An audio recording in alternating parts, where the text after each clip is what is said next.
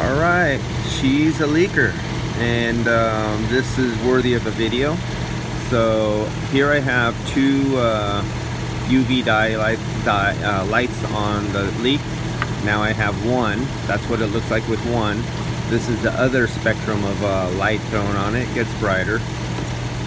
The story on this one, it was at Toyota, and they put trace dye in it. And I thought I seen kind of a oily shadow in this area. I came by and I could look at the fittings. When I took the fittings off, inside the fittings were glowing, telling me that they did stick dye in there. I could see that for sure.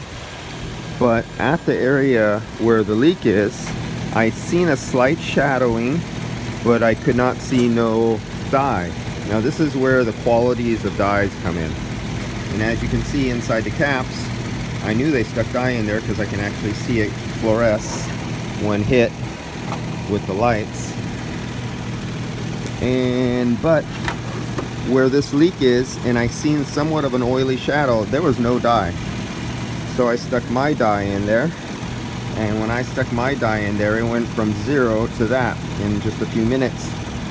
And it's actually more. When I started out, there was only one spot. Then about 2 minutes later, another spot showed up. And then about 5 minutes later, another spot. And they just keep on, more and more keep on showing up. So the quality and the manufacturer and the type of dye you use makes a really big difference. And not all dyes are created equal. And I said this many times in many videos. And not all lights are created equal. And that's why when I seen their dye, I used 1, I used 2, I used 3, I used 4.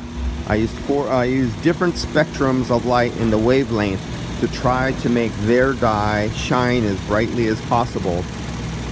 But the quality of their dye was that it only shines brightly where it was first injected in at on their lines. But once diluted out and getting old, it doesn't shine anymore. And this was done in 2019. So this is what happens when you use poor quality dyes, and it wastes somebody's diagnostic time. And now I have the vehicle and I threw my dye in there and the leak is there. Really easy and fine. They could have done this the first time, or when it came back I would have been able to see. I seen a slight dark mark, so I had some shadowing left over even after all the rains and everything to tell me to look here. But the light would not fluoresce anything. Only after sticking in the dye that I used, using my lights, would it fluoresce. Dyes do not always find leaks if you don't have the right dye or the right lights. Alright, that's it guys. I'll see you on the next one. Shiny.